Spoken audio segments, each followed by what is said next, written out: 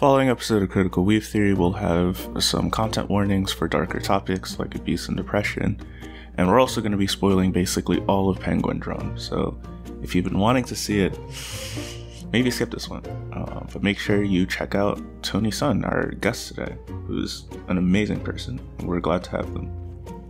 Also, previous guest Neil Caput has done us the honor of designing us a new mascot, so let us know what you think of her in the comments.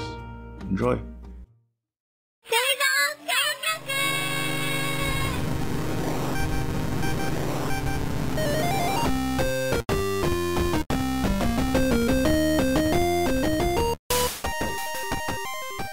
Who are you? Friendly voice on the podcast. Hi, my name's Tony Sun. I'm an anime writer, a teacher. Sometimes I do abolition organizing, but lately I've just been on hiatus because of health issues. You can find my work. Some of it has been published on Anime Feminist. I wrote an article about kind of capitalism in Sarazanmai, and one about Madoka Rebellion. And I actually got to know Mo originally because I was like, because he helped read through my Madoka piece, and I was really inspired by his work on My Hero Academia, and I was like, hey, here's somebody who could probably talk about anime and abolition, right? Oh, it was a really good piece. I had a blast reading it. It really is. We'll put the link in the description, but if you haven't read Tony's piece on Madoka Rebellion, I really recommend it. It's very good. I think that was like the piece that got you and I talking. Probably, because I can't imagine you reading a piece on Sarazanmai before you've even watched it. No, probably not. Yeah, I really like to look at anime through, like, kind of an abolitionist lens, both thinking about the abolition of capitalism and the abolition of the prison-industrial complex, and yeah, that's me. And also through, I guess, the lens of my personal experiences as a teacher, because that actually figures heavily in a lot of my work. And you can find me at Poet Pedagogue on Twitter. This will also be in the description of things. Hey, Tony, what does Poet Pedagogue mean? That is like a teacher, but pedagogy is like the art and theory of teaching. I don't know, I came up with it because I was, like, looking for something that could say I like poetry and I like teaching. I don't really like poetry that much, but I was like, hey, it sounds cool. I mean, it is fun to say, so... This is the secret gossip you can only find out by listening to Critical Weave Theory. Right on. Though, speaking of Sarazanmai, Sarazanmai is one of many works. By many, I mean, like, I think it's only four original works. Ikuhara also worked on Sailor Moon. I know that. But Sarazanmai is one that you've written about. Yurikuma Arashi is another one that's well worth talking about. Utena has been talked to death, but one thing I remember you talking about, and one of the reasons we're here to talk about this in the first place, is because you mentioned that Penguin Drum so rarely gets seen through a leftist lens. What is Penguin Drum? Oh my gosh. Okay, so Penguin Drum is really interesting because Penguin Drum was like... Ikuhara took like a 12, probably 13-year break from creating anime. He was just... I think he was probably like blacklisted from the industry for a hot second because Utena was too gay. It was just too gay for everybody. And so... Way too gay. As you do. Way too gay. And so he went and he created an anime that is almost impossible to describe without spoiling it. But I would say that it's like... How would you describe Penguin Drum? It's hard to describe. I remember when I watched the first episode of Penguin Drum and I got back to you, I said, I like Penguin Drum because I really love neon-painted hellscapes. And that's how I would describe Penguin Drum. Penguin Drum is a show about abuse and cycles of trauma, with lots of cute things and abstractions to keep things, to soften the edge, is how I would describe it. There are, of course, penguins. Okay, yes. You know, every time you describe Penguin Drum as softening the edge, I hurt a little bit. Because I was just depressed the whole time. And that's the soft version. Yeah! Penguin Drum. I'm very high on this show, though I do concur that watching Penguin Drum is not, I think, in the purest sense of the word, an enjoyable experience. Not in the sense that it's miserable or anything. Yeah, you were saying. Yeah, so I guess we should tell people, like, okay, I think I can give some ideas of the plot. So it's about 3 siblings, for the most part. 3 siblings, Himari, Shoma, and Kanba. Shoma's the goodest boy. Shoma's the good one. Shoma deserves. That's it. That's the sentence. Shoma deserves. Kanba is kind of the edgy one who will do what he needs to survive. And then Himari's the very happy to be here, but also very sick one. Mm-hmm. So Himari, the show kind of opens, with Himari dealing with her illness. And the arc of the show is them trying to figure out how are we going to save Himari from passing away from her terminal illness. I think I can say that without spoiling too much. And they encounter all kinds of people along the way from their past, and they have to figure out how are we going to deal with our past. There we go. Penguin Drum for the most part. Going forward, we're gonna have to spoil the entire show in order to talk about it. So this is your warning. If you do want to watch Penguin Drum, be aware that there is, well, one, it's a show about trauma and abuse, so, be ready for that. But also, there's sexual assault at the end of episode, I want to say, 14? Oh, yeah. Yeah, it's definitely 14. Yes, 14. It is the worst bit of the show. I definitely do get what Ikuhara was going for, but that doesn't mean it was executed well. It was a little spicy, a little... a little, why am I watching this? A little, I trust Ragava and Tony. Not even Ragava and Tony will defend that. Yeah, okay, so I feel... I feel like I should say something about that, because, the first time I watched Penguin Drum, I bounced really, really hard off of it for multiple reasons. The biggest reason, I think, one of the biggest reasons was that scene. I think that I had watched Utena, so I knew that Ikuhara could handle sexual assault in a really meaningful and deep way. That's why I didn't just drop it like a hot potato. But also, bigger than that, I think, is just that Penguin Drum, the first time that you watch it, when you don't know what's coming, as you said, it can be really depressing. Especially, and I was personally going through, a time where I was trying to help some of my closest friends through the systems that the show is talking about, like homelessness systems, poverty and cycles of abuse and trauma, right?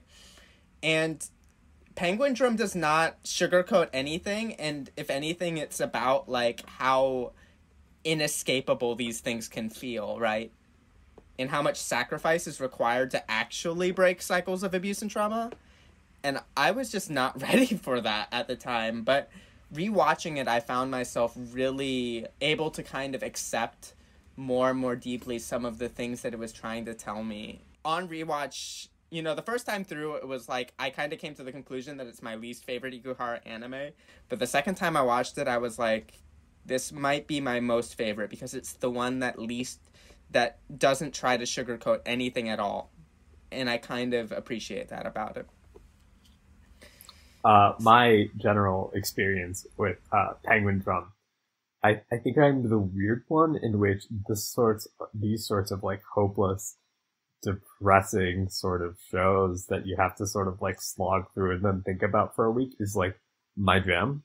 This is exclusively what I seek for. My favorite manga is that one, which we're not going to name because it's an entire tangent. We're not going to do it again. Anyway, but that one, it's also like again in like the same vein as Penguin Drum. So like I latched onto this, and I continue to latch onto this right now because I really like what it's doing with metaphors. I'm very high on this show.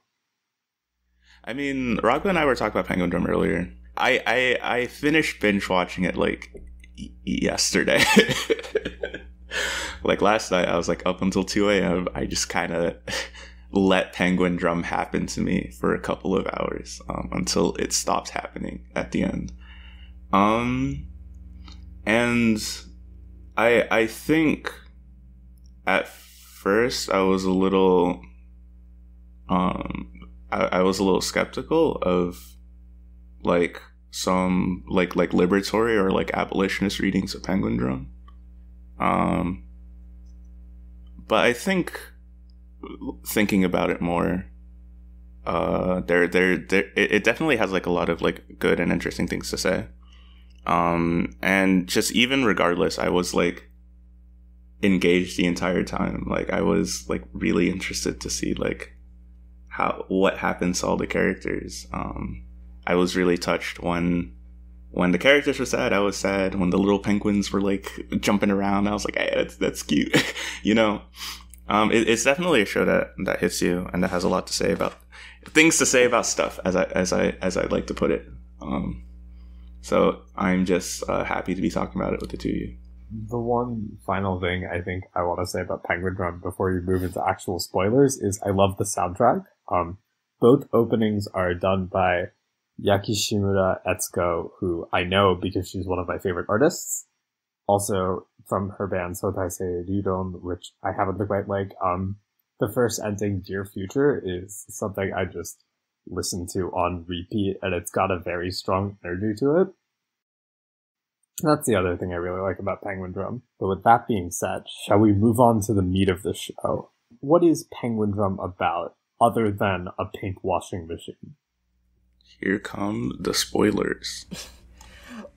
So it's Penguin Drum. Like, I think that you can't really talk about Penguin Drum without talking about the Tokyo sarin gas attacks in the subways.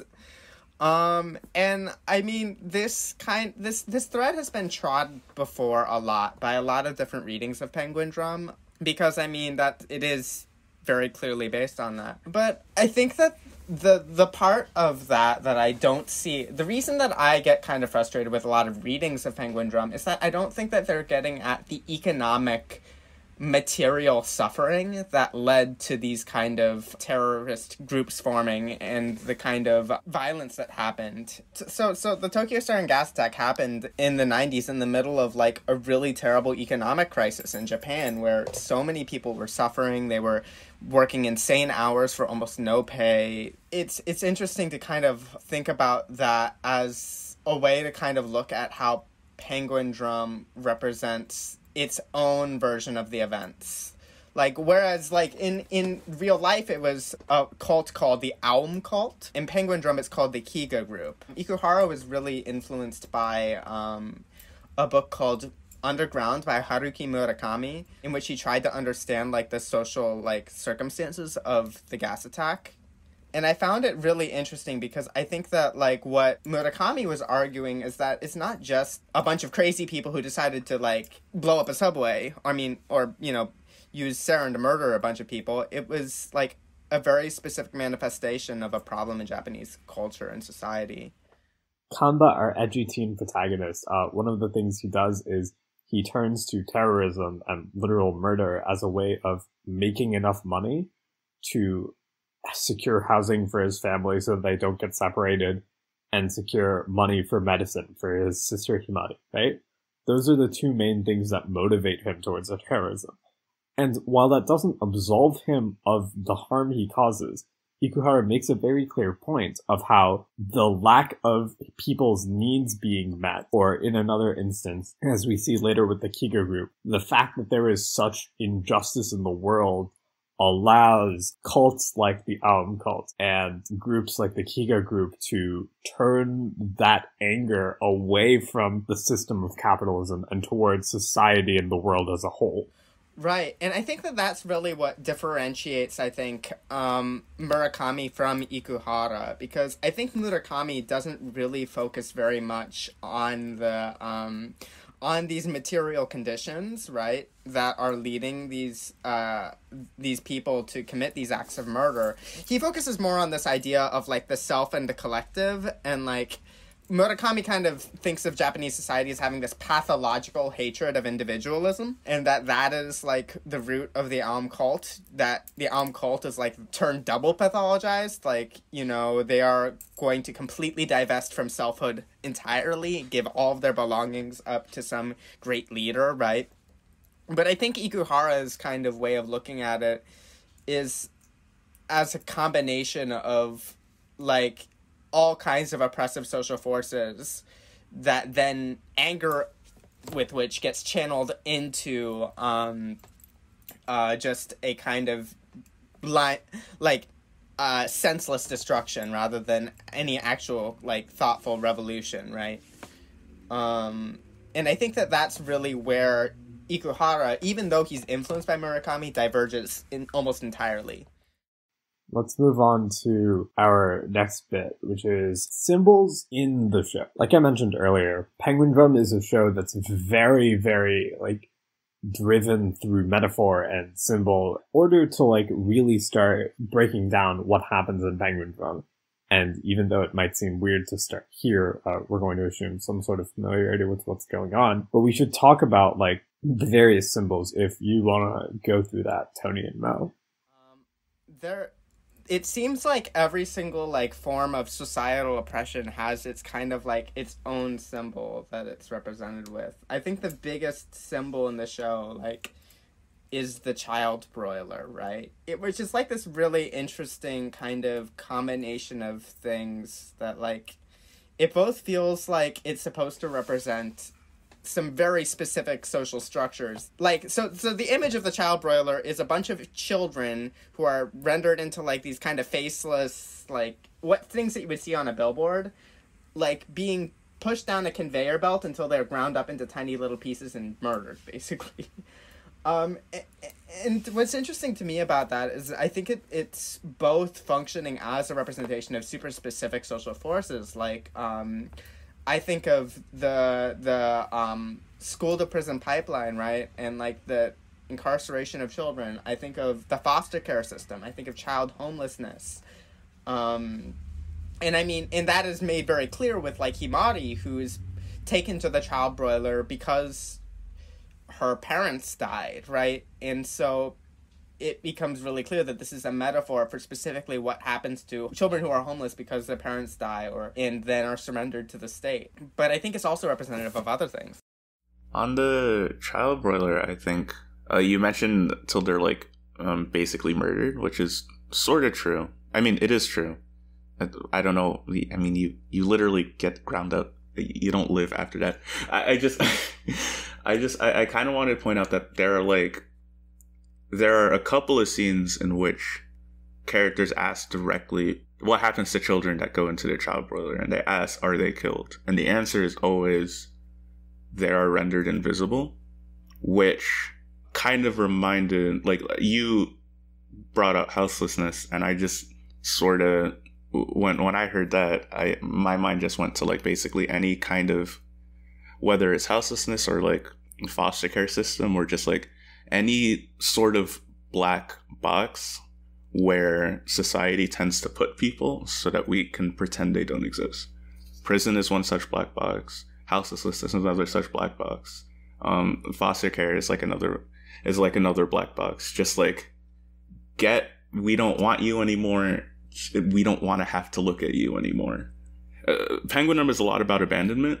So, like, the ultimate expression of societal abandonment would be the child broiler, I think. Be a good way to put it. there were other symbols too. The people who get saved from the child broiler are saved by being wanted.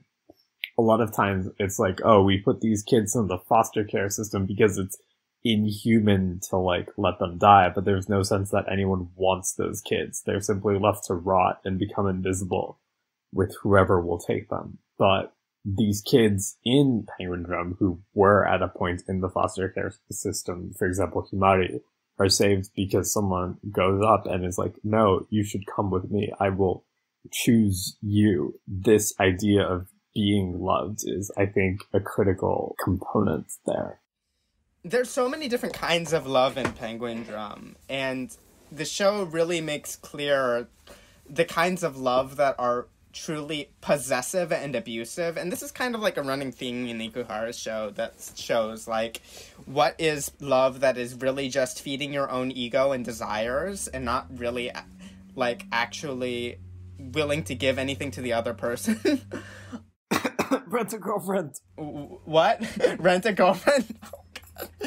And then the love that, like, is reciprocal, is like this kind of, like, willing to commit to having kind of a life together, right? And, you know, the difference between what like Ringo is trying to give to Tabuki, I keep calling him Kabuki because I just love teaching my kids about Kabuki theater, but I like what Ringo tries to give to Tabuki, or how Yuri treats Ringo, or how Yuri's parents treated her. It's always this, like, the kind of love that's, like, fetishizes the character who's being loved and manipulates them. And I think that I guess relates to another really important, like, symbol in the show, which is, you mentioned, like, this idea of boxes, right, Mo? Oh yeah, there are actual boxes. There are actual boxes in the show. So much of the show is, like, built on boxes. Yeah, like, I mean, like, there's the boxes that go down the conveyor belts, like, the Katakakura's kid's father literally works in a box factory, doesn't he? Mm. And also, like, when the terrorists talk about, like, what's wrong with humanity, they say that, you know, people twist themselves into their own little boxes and they can't, like, find their true potential and whatnot. And the solution, of course, that the terrorist group provides is to destroy the boxes with people still in them. You know, erase a couple thousand people. You know, no biggie. We'll get into this at a point, but definitely a thing to be noted is the idea of how a lot of people so desperate for an answer to the world's ills will turn to, like, apocalypse phase. I'm not going to roast Poseidus here, but I am going to roast Poseidus here. Fuck them. Poseidus, like the branch of Trotskyism, isn't it? Oh, gotcha. In a nutshell, Poseidon sort of believes that, like, capitalism will, by definition, create some sort of world-ending event. It used to be, like, nuclear hellfire, but modern Posadists are like, well, climate change, apparently pandemics, any number of things can just end all life on Earth under capitalism. And basically, when that happens, not if, but when that happens, socialists will be able to organize around the crisis to sort of reach the stars, talk to dolphins, other cool things under communism. It's the big, I think, accelerationist idea of there's no way to fix the world other than ensuring its collapse and picking up the pieces in the aftermath, which is very much what the Kiga group is doing. Yeah, and I think it is interesting to me because there are, like, certain abolitionist groups that, like, the Kiga group always talks about destroying the world, and, like, I have this very ambivalent relationship, like, I mean, with kind of this idea of world ending, because there's certain abolitionist groups whose idea of, like, abolition is we must destroy the world, because the world represents all of the ways, all of the forms of racial capitalism, and especially anti-blackness and oppression that, you know, cause harm every single day, right? And so in the idea is by destroying the world, you destroy those things, and it's worth destroying the world because that's the only way to rid it of these oppressive systems. And I'm kind of ambivalent about that because, like, most of those people tend to be, like, academics rather than organizers. And the organizers who I actually talk to, you know, the organizers who I actually have, like, spent time working with, they always frame abolitionism as a dual project, right? It's both a destruction of, this is what Mariame Kaba says. She says abolition is the destruction and divestment from death-creating institutions, and the investment and giving of energy to life-creating institutions. It seems to me that the Kiku group is so stuck on the destruction of death-creating institutions and can't differentiate between death-creating and life-creating institutions. It's just like, we'll just destroy everything. I mean, they are described as like a curse, right? A curse that comes from like cycles of people who have been hurt by, you know, the world itself, and who kind of want to hurt it back. In a sense, there's a line, I think it's like either second to last episode or last episode or something, with the two black rabbits. They come from this guy Sanetoshi, who is the closest thing the show has to being a big bad, and we will talk about him in great depth. He has got pink hair, and he is apparently very hot. He is very hot, yes. I think he's supposed to be hot. Like you see what his hair was doing that one time? He's supposed to be hot because he's alluring. Because his promise of a solution to your problems is alluring. Because the role he fills in the story is, of course, to go to vulnerable people who need an answer, like Kamba looking for a way to keep his family together and find money for medicine for Himari, or Kamba's parents who are looking for a solution to child homelessness, and give them an answer. But the answer he gives them is, of course, the destruction of everything, and not something that will actually solve the problem while leaving people around. Right. So he has these two black rabbits, which are a metaphor for something. Like everything in the show, yes. Right. They're rabbits because they propagate. And his curse propagates. Whoa! Whoa! Okay. They say something about how, like, something pretty explicitly about how they want to get back at, like, a world that's, like, hurt them. And I kind of latched onto that as, like, if you want to look at Kiga Association as, like, the parallel to the terrorists that committed the sarin gas attack in 1995 Tokyo, sort of saying, like, that's how the terrorists, like, you know, like, that's how they get people, basically. Like, they get people who have been systemically wronged. And that's what, like, I think really makes it interesting, is that that idea of, like, vindictiveness. I think Ikuhara, like, a through line through all of the antagonists in Penguin Drum is this kind of punitive idea of justice, right?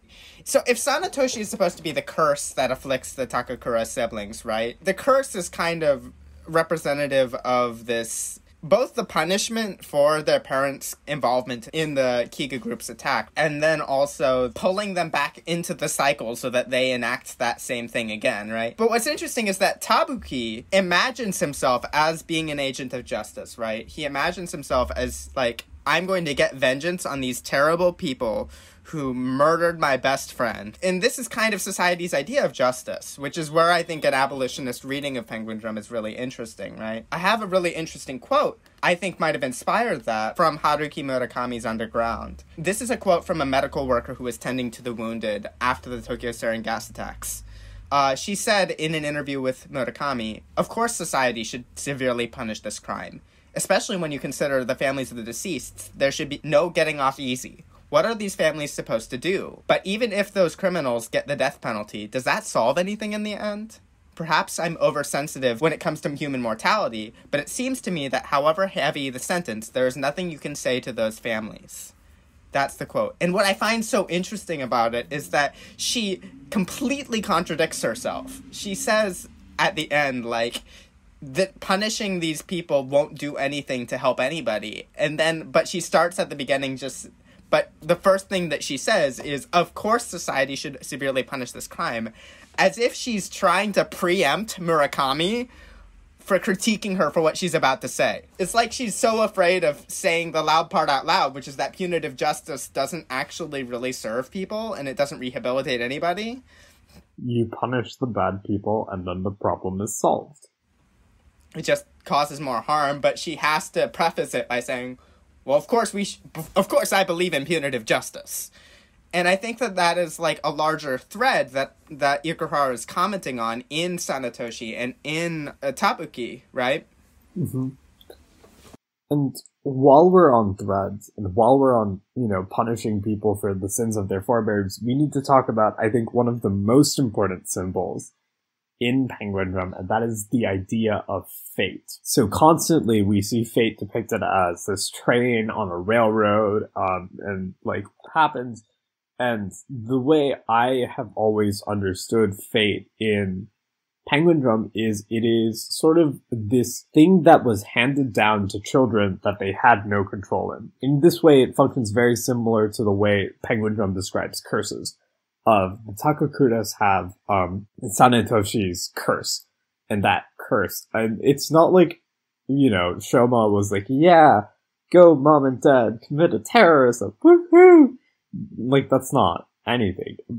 Ringo, for example, has the fate of her older sister in the way she's compared often and expected to be a surrogate for Momoka.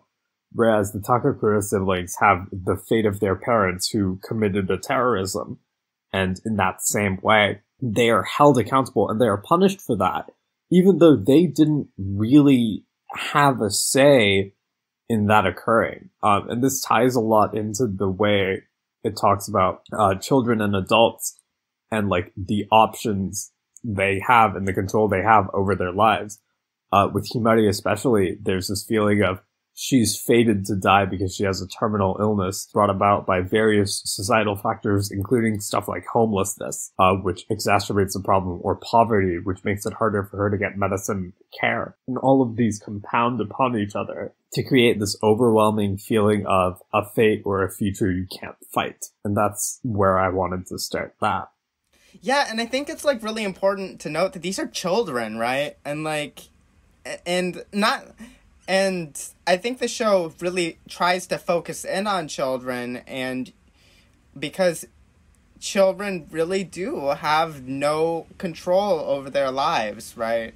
They can be shuffled around from one person to the other, from one family to another. They can't really support themselves. And I think that the show is trying to make a really specific argument about the specific societal abandonment of traumatized children. Like, with the concept of fate, and, like, I think a lot about, like, the way that fate is often depicted, the symbol through which fate is depicted is as trains. Like, you are on a train, it is being conducted by somebody else, and, you can't just magically switch tracks of the train unless you're Momoka. But the point is that it's a track that you are on that will take you to a destination, the place of your destiny, as the Princess of the Crystal, or Himari, Momoka, however you want to refer to her, says over and over and over again. Like, oftentimes, I train teachers in kind of abolitionist pedagogy and abolitionist teaching. And one of the big things that I try to help them to understand is the idea of children being on trajectories, right? I think a lot about, like, how certain adults describe children's lives to them is, you are on track to college. You are on track to go to prison or to go to have something terrible happen. And I think the thing is that teachers think when they're saying that, they are ascribing agency to the child they're talking to. They're saying, you can change the track that you're on if you just try hard enough, if you do the capitalist thing, if you magically undo anti-blackness. Yeah, of course, like, magically undo anti-blackness, just like we punched the CEO of racism, right? It's all you gotta do. But in reality, all they're doing is this reinforcing in the child the sense that the child already has, that a lot of these forces that they're experiencing are completely out of their control, right? And that it is society's fault for systematically abandoning the children, right? And this is an idea that comes from a scholar named Subini Anama. She wrote a book called Pedagogy of Pathologization. You can read it. It's phenomenal. One of my favorite books of all time. Mm-hmm. And to tie this back into Penguin Drum, there's this very keen idea of a self-fulfilling prophecy at play. Kamba ends up becoming more like his father, the terrorist, largely because, you know, he has been systematically and socially outcast by society and thus forced into a position where the only way to have his needs met is to turn to terrorism. There's no sense, sure, if he could find enough money to, like, have a house some other way, like, by working a regular job, sure, maybe, but, like, considering how everyone treats the Takakuras, that's not an option that's available to him. And so the show makes it clear that societal and systemic abandonment really just reinforces itself. I think the show does a really good job of kind of showcasing, well, not showcasing, but making very clear the different ways that children are shuffled around on these tracks and put on specific tracks by society and then blamed. I guess, should we talk a little bit about Himari? Yeah, let's talk about Himari first, and then I want to talk about Masako. Oh, okay, Masako is like one of my favorite things to talk about, so... Yeah, let's talk about Himari first, because I feel like that's a bit more of a close comparison, and then we can talk about Masako, and again, that is... Well, it's also interesting because I think I think it's interesting to talk about one and then the other, because they have pretty much the exact opposite trajectories. Yeah, let's get into that. So, let's talk about Himari. Himari is the adorable younger sister, and for most of the show, she's treated as the MacGuffin. Yep. She's effectively damseled by everyone in her life. And she feels useless, and she has to repress so much to feel loved, to not feel like a burden. And the show actively comments on this too, right? Like the Sanetoshi comes and he brings his medicine and he says, think of this medicine as the prince's kiss to wake the sleeping princess, right? And then Kamba's constant refrain that he says over and over and over again, to the point where we'll get into this idea of gestic language, but it's almost like his catchphrase, right? Is, I must save Himari. It's his mantra. His mantra is quite literally like, for Himari's sake, for Himari's sake, for Himari's sake. Doing all these things that she never asked him to do. Yes, it is very important to note that every single time he says for Himari's sake, he has never once asked Himari what she wants. Nope. And that makes her feel useless. Like, it does. Yeah, in the context of, like, what she wanted to do. She wanted to become an idol, but that was taken away from her because of her illness, which sucks. And one of the things she does very early in the show is we see her making scarves. And at first it feels like a slight one-off gag, because especially when she, like, brings up the topic of the scarves to her brothers, and they generally sort of, like, brush it off as though it's not important. But this hurts her deeply in an emotional sense because the scarves are, like, her passion. It is the thing she does, and for that also to be brushed off, it makes her feel really useless. And so when it turns out that the scarves she sent to her, idol friends, in Double H were, like, actually really meaningful, and they really, really, really, really, really appreciated getting scarves from her, that, like, is a very big deal for her because it makes her input, her agency, feel valuable. This ties a lot into the way Penguin Drum talks about kids, but, like, disabled kids in particular, of how, like, they have wills, they have agency, well, maybe not strictly agency, because they're rarely permitted to act upon it, but they have will and desire, but those wills and desires are so rarely, like, acknowledged. I'm reminded of a quote from one of my favorite N.K. Jemisin short stories. So I think it's the story The White Lady. The Red Dirt Witch, about a white lady. But one of a little girl kind of seeing another, like, girl who's been treated like an object, like an enslaved person, right? This girl says to the lady, she had power, and then you took it from her.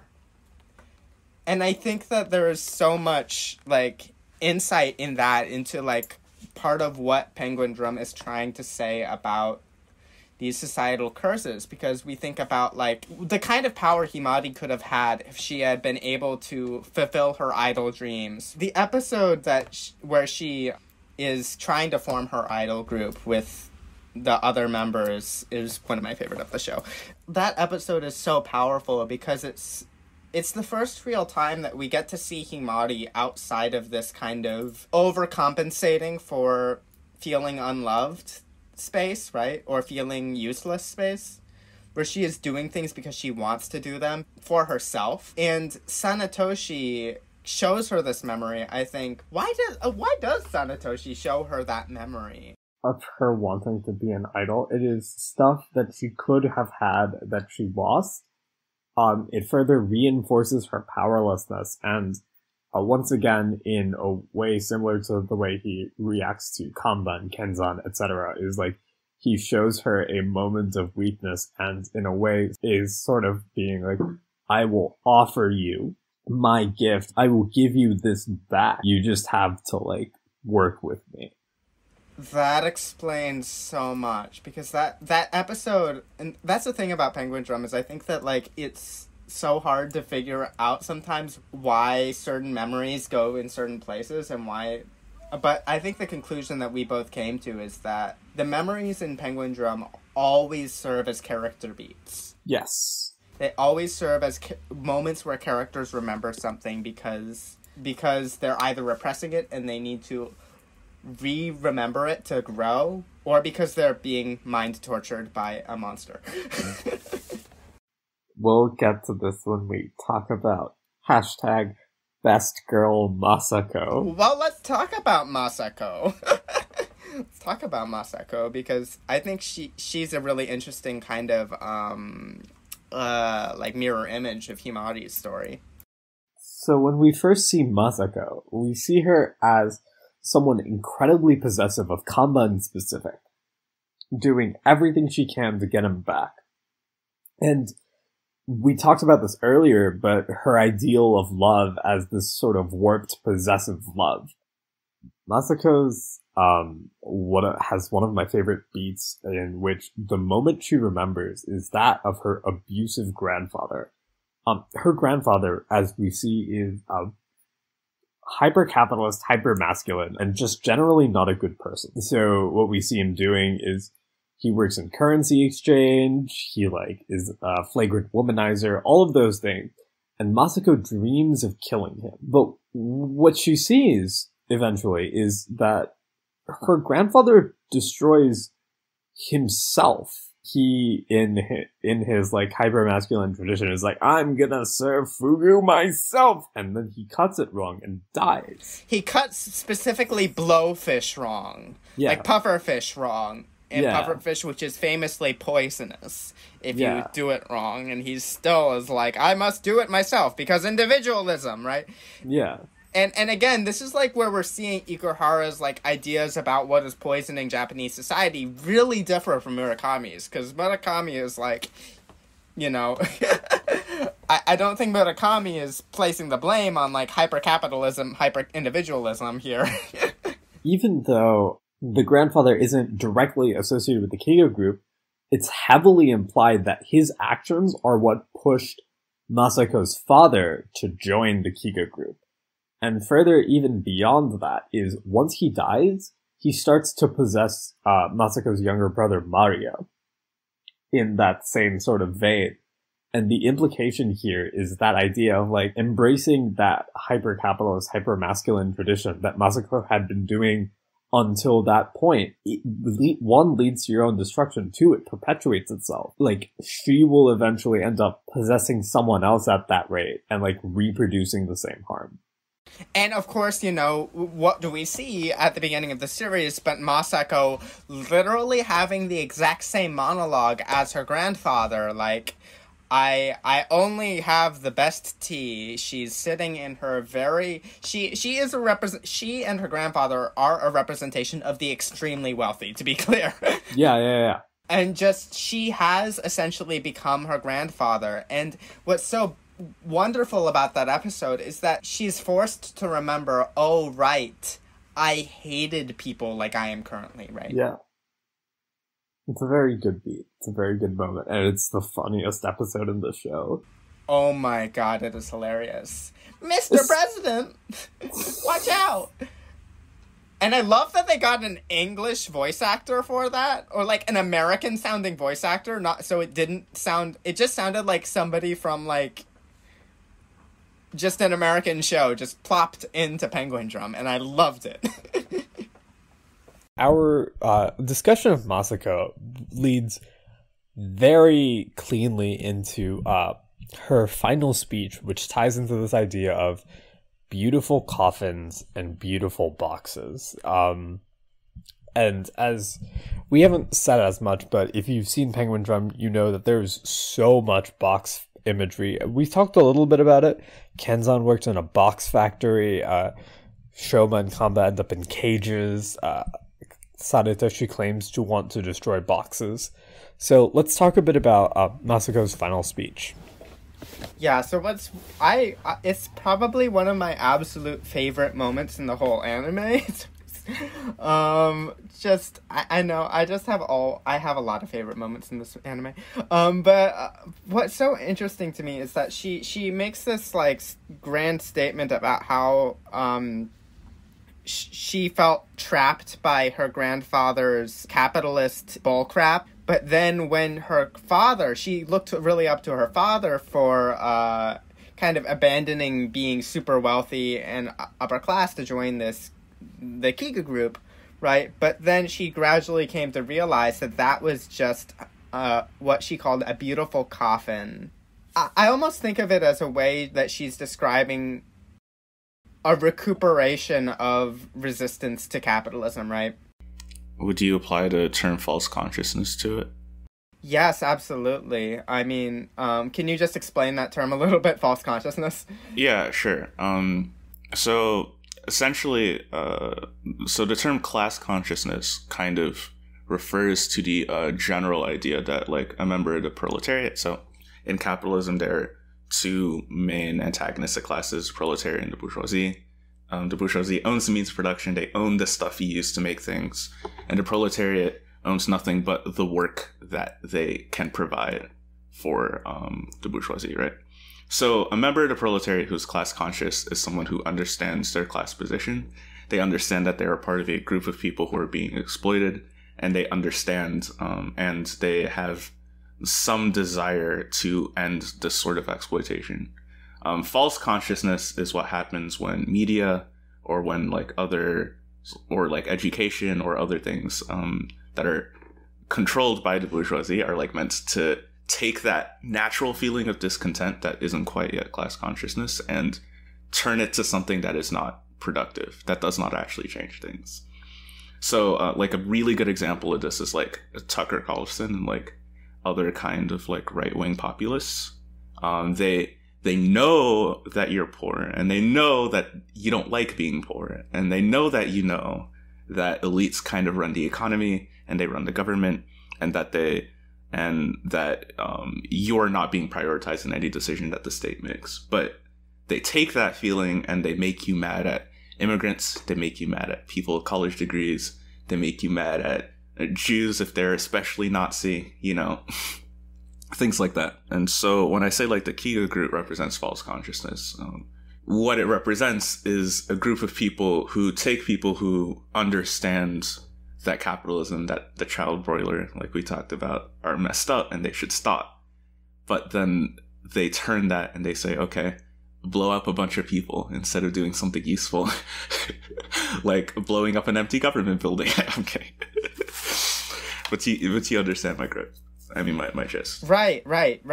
Because, like, up until then, they had, like, taken in Kanba, who was the child of another Kiga group member, right? So it was, like, all still within this kind of, like, singular entity. But, like, the only act that's actually taking a child who was about to be broiled is when Shoma comes and, like, tries to save Himari from the child broiler, right? it really shows to me the ineffectual like nature of the Kiku group, and what do they end up doing? So they talk all about like destroying the child broiler, but then how does Shoma end up? You know, Shoma ends up in a box, right? Like, he is being neglected by Kenzan and Chiemi. Like, it seems really clear that it's very hard for me to interpret the box imagery in the final episode as anything other than them being so ensconced in this false consciousness that they completely neglect their own child. I don't think he expresses any real interest in fixing the world. It's always his parents who are like, this world that abandons children is rotten and must change. And Kanba's like, yeah, and you're giving me money for Himari too. That's cool. Like, basically every scene with them in it goes more or less that way. And I wonder, like, no, don't board the train of destiny. He's like, yeah, but I gotta save Himari. And it's like, but what about the word Himari?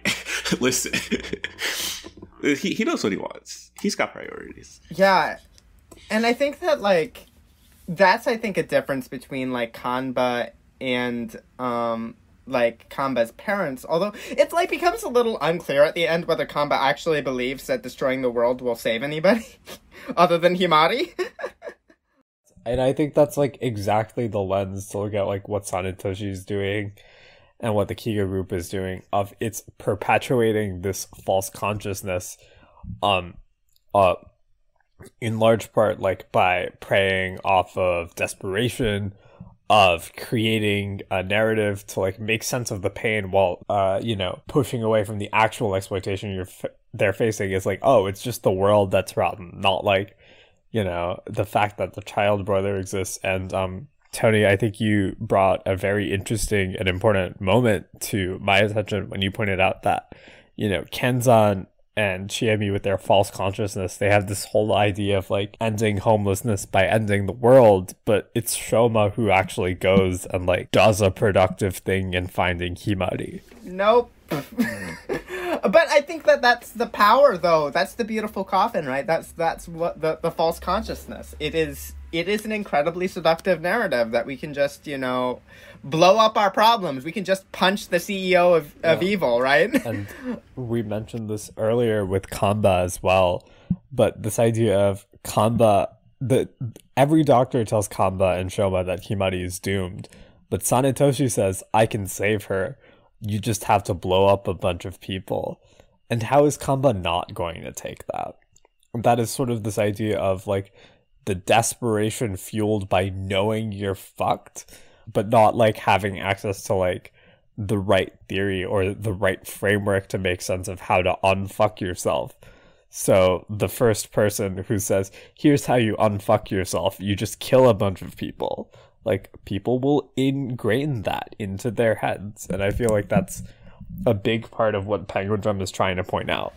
I think that, like, so I just want to, like, before we move on from this idea of, like, false consciousness and, like, how the Kiga group kind of, or Sanetoshi manipulates people, I just wanted to kind of, like, call your attention to this interesting quote, another interesting quote from Murakami's Underground, which, again, shows the kind of difference between how Murakami is describing false consciousness, but I don't think he realizes he's describing false consciousness, right? So Murakami is saying, like, without a proper ego, nobody can create a personal narrative. Everybody needs a personal narrative.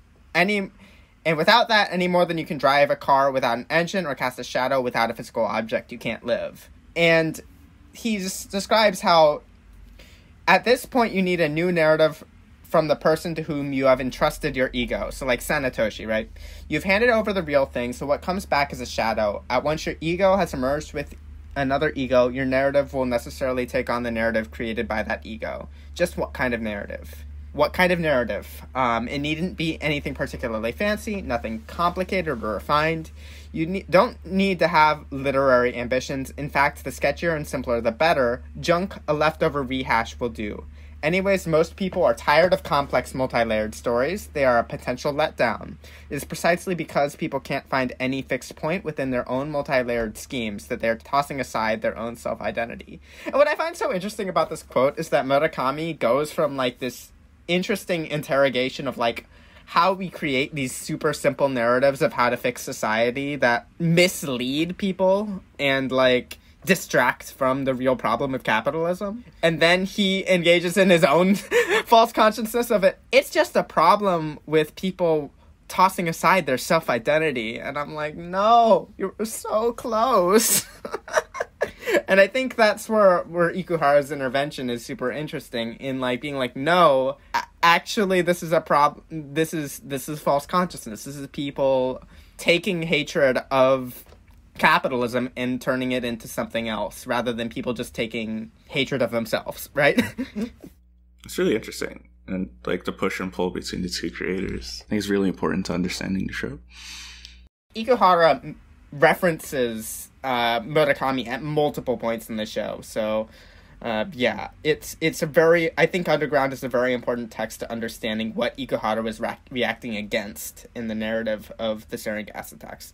My one thing that I also want to talk about is how a lot of our protagonists, particularly as we see in that last episode with Shoma and Kamba sharing an apple, or Shoma and Himari sharing an apple, is how much of Ikuhara's solution to this evil is built upon this principle of just like, I'm gonna call it mutual aid because I think I can call it that, of like supporting each other, and like, you know, rather than one of them surviving, they create the scenario where they both survive and they're both there for each other. I messaged Mo a while back of this like weird line I had inspired by this of like, you know, one person can't save everyone, but like 5 people can all save each other.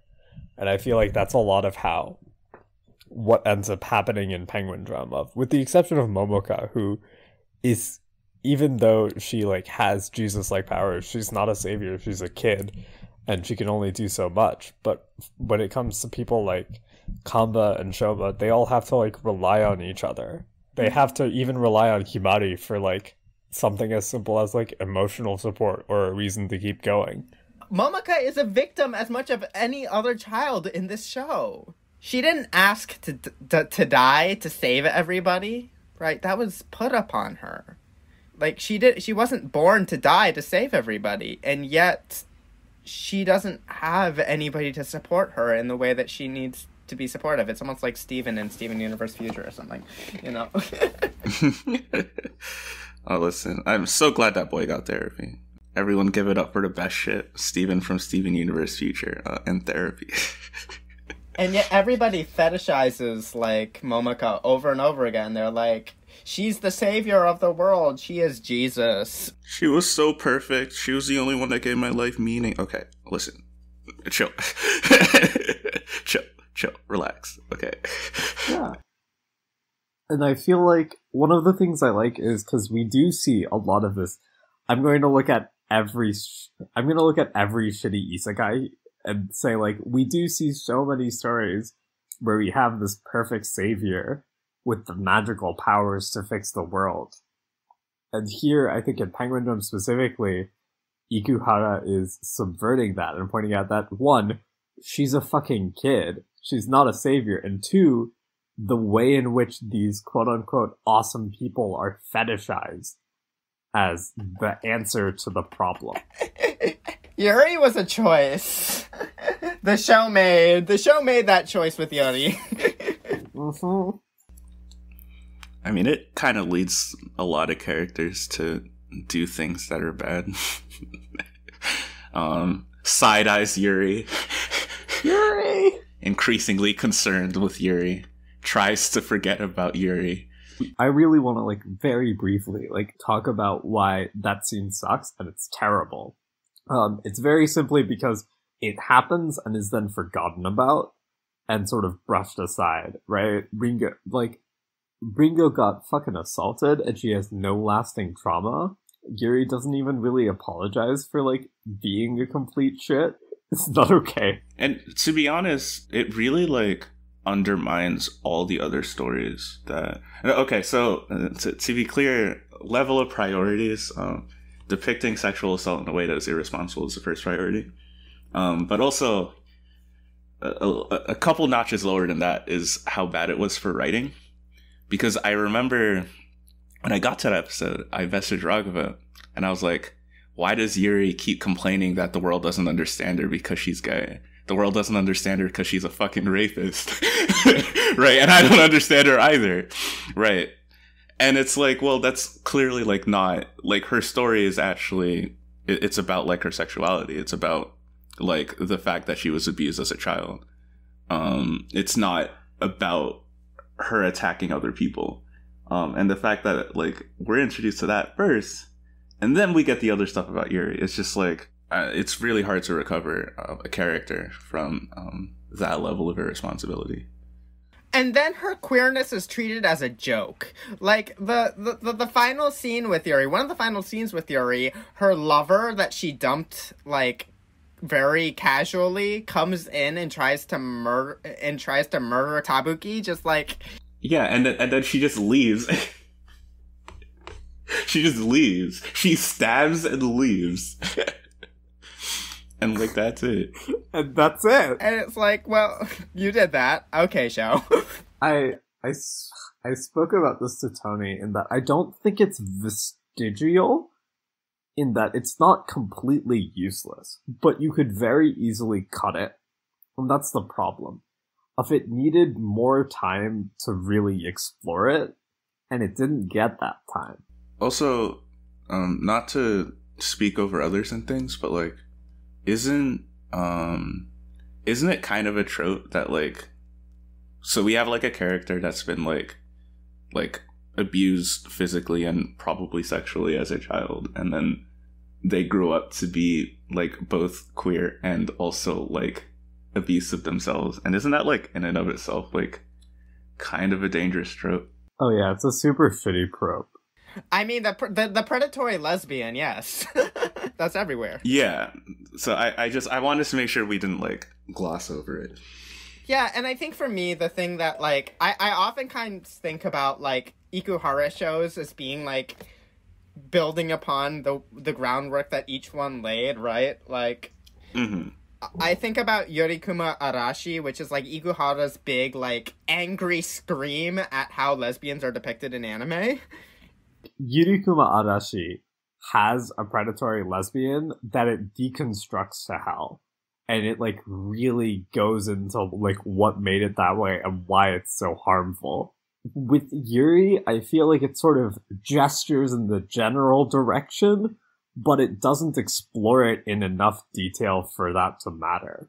I know Ikuhara means well, and I know he has done better than this, but this was still shit. Yeah, Yorikuma Arashi, like, literally represents all the different censors and all the different kind of, like, it basically says you're only allowed to depict lesbians if they're predators, or if they're so completely innocent that nothing wrong could ever happen with them. And it reminds me a little bit, honestly, I used to joke with a friend about this. It feels like Ikuhara is critiquing himself in his depiction of Momoka and of Yuri, like, you're only allowed to have Momokas and Yuris in anime lesbians. And that's why that's why I'm, like, a little bit more okay with what Penguin Drum did, because it almost feels like Ikuhara apologized for it in his later shows. No, that's definitely a mood. It definitely happens with some creators. Like, I wrote a whole thing about SAO. So I have an idea for how we can close out. I was thinking that we could, like, just have, like, a flash round of, like, our interpretations of the different kind of catchphrases that each character has. I think that each character's catchphrase has, like, a very deep meaning, and I want to just kind of very quickly go through each of those meanings. Sanetoshi's catchphrase is overwhelming, isn't it? Quick interpretation. I think it's like, because usually when he says overwhelming, isn't it? The character's like, yeah, I do feel overwhelmed, tell me what to do about it, right? And he, like, goes into some other thing, like, oh, I want to do a terrorism, kid. Hey, kid, you want to do a terrorism? Something like that. Yeah, I think that that's his, like, thing. It's like he really loves, like, seeing overwhelming, terrible things happen so that he can swoop in and be like, and save the day. Or, like, you know, Masako, this must be crushed at once. Capitalist acquisition. Yeah, it was something her dad said. So it's kind of a mentality that, I mean, her granddad said. So it was a mentality that she learned from growing up with a CEO and then becoming a CEO. Yeah, just like crush everybody so that you can. It's like I must stomp on somebody else's face so that my face doesn't get stomped on. I hate or love Fate, Shoma and Ringo. I argued that this was reflective of their characters' reflections towards their legacy. The Takakura siblings who inherit the fate or legacy or curse of Kenzan and Chiemi's actions hate Fate. They don't want to be like that. Whereas Ringo, who inherits Momoko's legacy, obviously like loves Fate because that's like good. Her legacy is good, quote unquote good, at least at first. So I also think it's like Ringo like lying to herself over and over and over again. yeah. Oh my god, we barely got to get into it. But that whole idea, there's a whole sub-theme about how Ringo trying to be like perfect Jesus figure Momoka, who wasn't even Jesus herself, is like super self-destructive. It's like literally killing her. And it's not just killing her, it's hurting other people.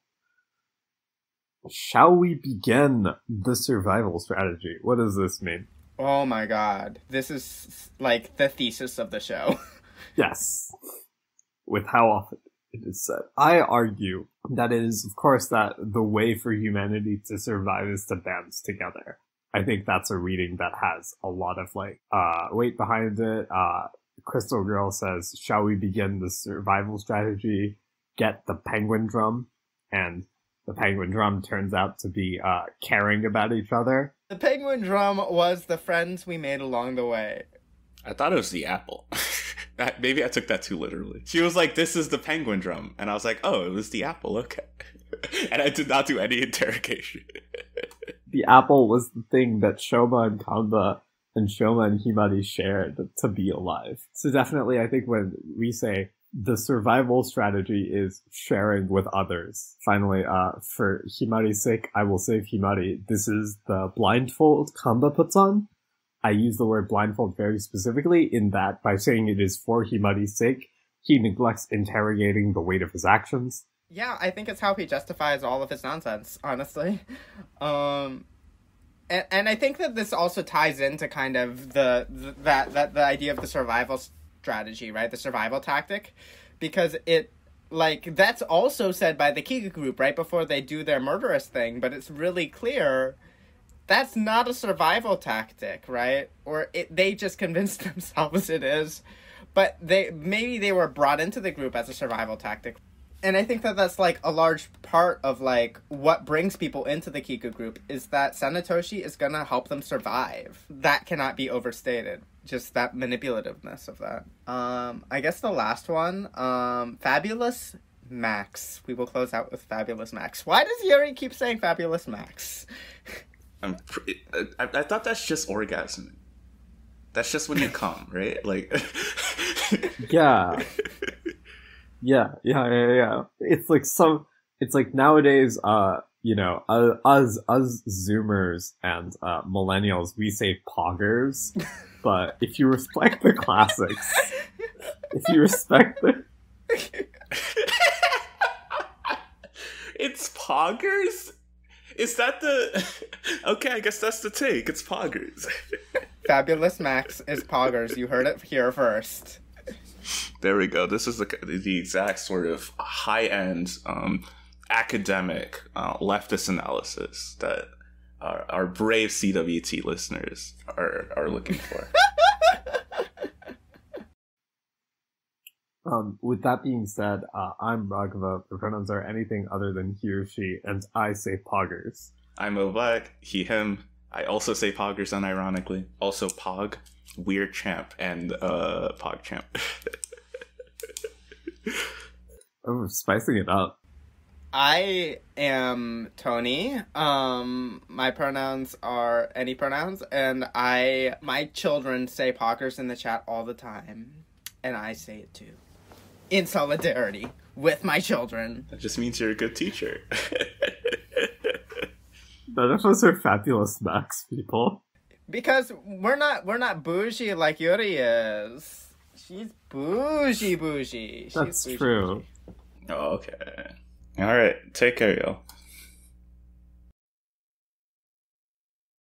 In the following segment, we're talking about Guilty Crown, an explicitly fascist and ableist text that will dehumanize you.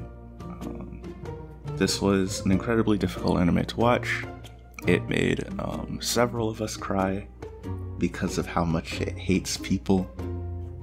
So if you're not really up for just like naked and disgusting fascism and ableism, maybe skip this one.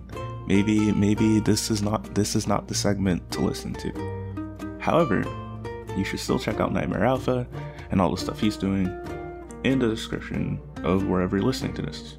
Enjoy.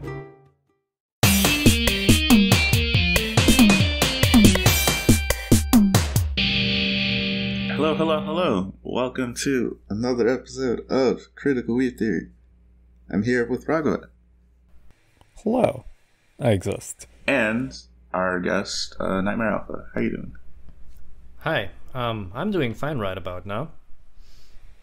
If you want to introduce yourself, who you are, what you do.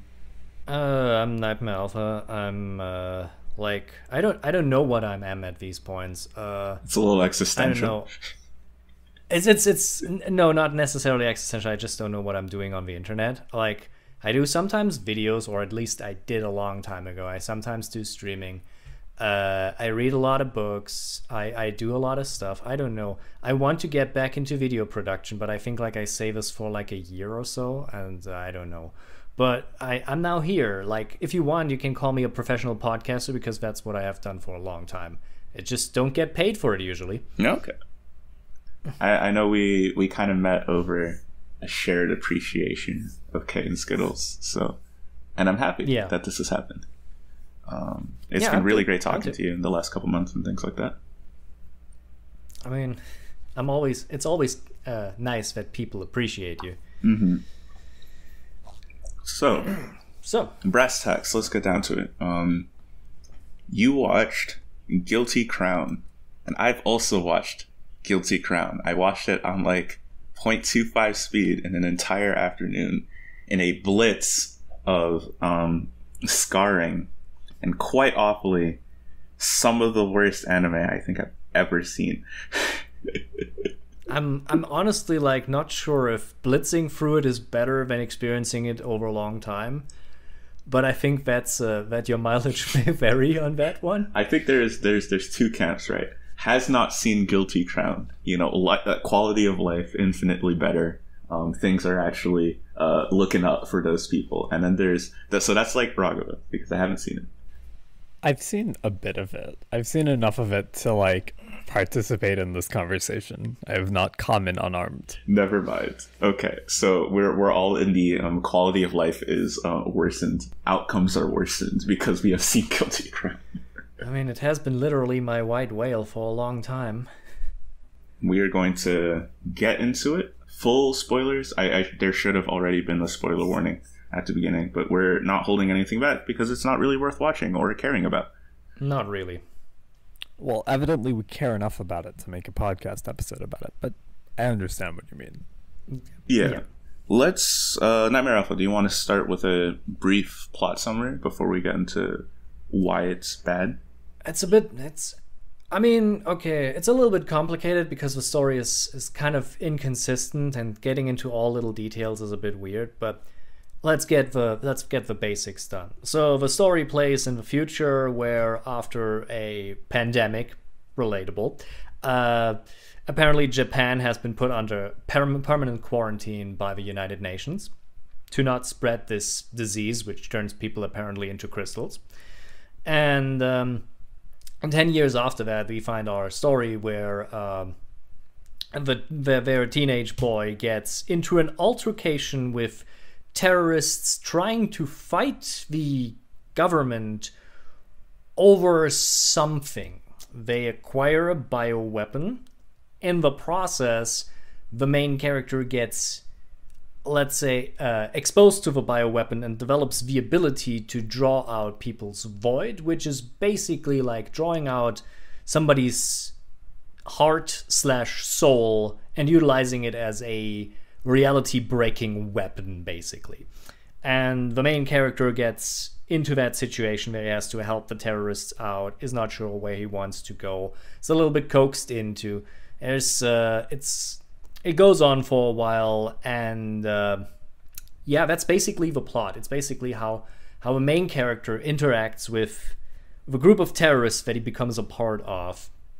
But I think there's a little bit more to it. It's just that getting into plot details makes this uncomfortably complicated, because it's changing a lot throughout the story what it wants to be. But yeah, I don't know if there's anything more to add to that. No, that's probably a really good place to start. Yeah, I mean, I think the TLDR is teenager fights oppressive government by utilizing superpowers gained from people's hearts with terrorism. Yeah. So we here at Critical Beat Theory, we are very much against direct action against to oppose tyrannical governments. Under certain circumstances, the one mainly is you're not a fucking fascist, right? Yeah. So yeah. Guilty Crown breaks the one rule. It breaks the one rule. It's that you have an oppressive government. You say you want to get rid of it, but unfortunately, it is not doing so out of a concern for liberation. It is doing so out of an obsession with survival of the fittest and natural selection. And I think that's where the problems begin to start. Yeah, basically. Besides the fact that the motivations of the characters are a little bit hard to find, it definitely plays into many of these aspects of the survival of the fittest, of a idea of merit. It's a bit weird to go into there, but it's just I don't know. It's a bit complicated to grasp it all, but it's a very, I mean, if you want to have an exploration of fascism, it's a very good example of this, I think. Like, you will not find a better example of it in anime, I think, or at least I have not experienced one of these. So from that perspective, it could be interesting, but yeah, don't really know how to go into that. We'll take it one step at a time. Yeah.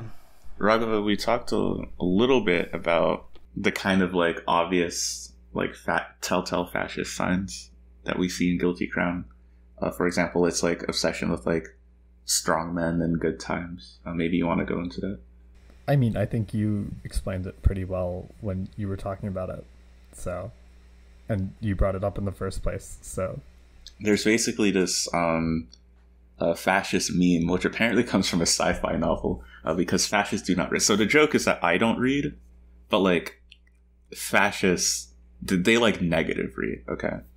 But essentially the quote, it goes something like, hard times create strong men create good times create weak men, and weak men create hard times. And so it essentially argues that like socio-political systems like democracy or authoritarianism and things like that, there aren't things that you can like control, right? Like, we can have a democracy, we can have like anarcho-communism with like fully automated luxury gay space communism. Well, not gay because they're fascist, but fully automated luxury space communism. We can have all of that. well, also not communism then, because they're fascists. Yeah, not fascists, but okay. Let me rephrase. We can have the utopia, but we can only have the utopia when there's no threats to civilization. When there are threats to civilization, when there's an emergency, when there are people who need to be removed, you know, because they're weak or they're subversive or something like that, we can't do democracy. We have to let strong people lead us to victory. Democracy is for when the strong people, is for after when the strong people win. This, of course, ties into another, I think, really important fascist concept of the perpetual war. Of one of the key ways fascism justifies itself is by the idea that there is always a threat. So the moment in which strong people are no longer necessary and in which we can stop doing fascism never comes because there is always a threat outside or within our borders. Exactly. And Guilty Crown it's literally about that. There's an entire section. I know maybe Nightmare, you want to get into this more. For example, there's this scene where the student body president is like trying to have like a discussion about what the students think they should do, and they're getting like upset and agitated because the UN has basically quarantined their entire block and cut them off from the outside world because of the pandemic or whatever. And the characters say like they say something like, well, you know, she's having integrity, but that makes her weak. And then one of the characters says something like, well, what's wrong with being democratic? And there's like, well, nothing in peacetime, but we're at war. So we can't do it. It's very interesting in that situation because they complain about the fact that she's not willing to do anything. She's like instructed to wait. The student council president has some connections to the outside world. She wants to wait for that help to arrive, basically. And everybody is confused because she's basically not doing anything, what they think. And the irony is that after that, they decide to elect the main character in basically like, I mean, it's not necessarily a vote at that point. It's basically a demonstration. It's not an election. It's a aye, nay sort of thing. It's just not really an election at that point. But the funny thing about this is that after that, the main character also doesn't do anything. Like, the order has changed, but the goal is still basically the same. They're still not going out here. They're still stuck in that situation, even though they could try to get out. And it's just like, I don't know what you want to tell me with that show, but okay. It's just the idea that just replacing a weak leader with a strong leader already makes the situation better, which I think is, in this case, not. Because, you know, before that, the people were all alive. After that, the people actually start dying. Right. There's the idea that, like, only strong leaders can make the harsh decisions that need to be made. They will risk being unpopular if it means saving their people, right? But that's not really the case. Like, it's not really saving at all in the concept of the show. It's just making everything worse.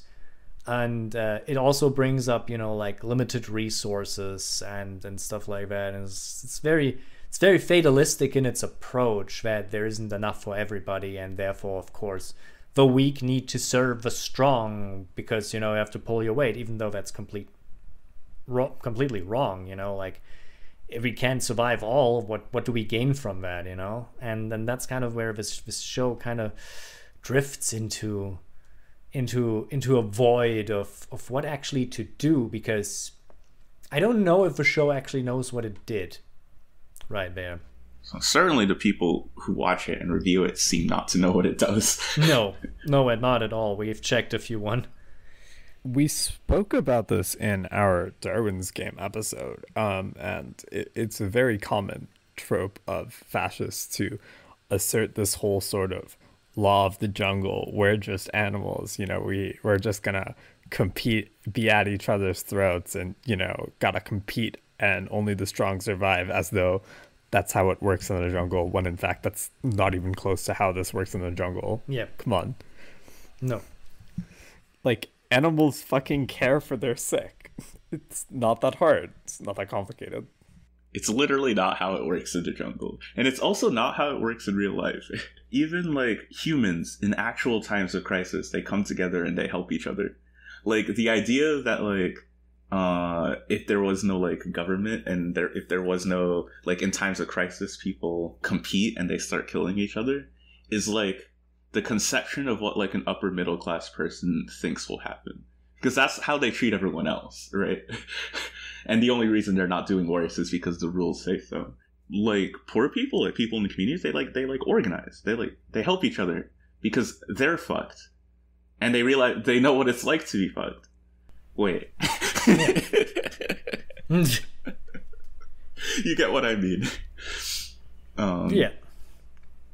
Speaking of that, that's a really good segue into talking a little bit more about how the show sees survival of the fittest.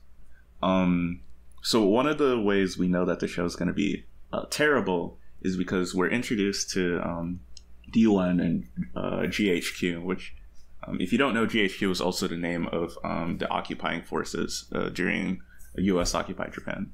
But in this case, they stand for the UN and the World Health Organization. So GHQ, they're like oppressing people, they're killing people who they say have the virus, even though they might not have it, blah, blah, blah. And so the freedom fighters come on the scene. And the freedom fighters, they talk about natural selection a lot, which is a little bit confusing. Because that's not what natural selection means at all. Yeah, it's just not what it means. And they talk about how they will not allow the UN and GHQ to naturally to select out like the Japanese people. And this is where we get into the weird nationalism, I guess. I suppose so. Because that's always there. Like, when I watched this for the first time a few years back, these nationalistic undertones were consistently there. And I think this is actually where a lot of people probably draw the Code Geass connection there, because this seems to be like a concept of occupying elements. Like there's still this strong movement of nationalism in Japan specifically, where they talk about that they're technically still under American occupation, that it never ended, and that they need to control their country again. And this is kind of what the show also talks about, but in a more, well, at least presented as a more justified action. And we even see Japanese nationalists interacting with them. Ironically, they're rich business people. So, I mean, they're on brand, I guess. Right. Guilty Crown, it kind of...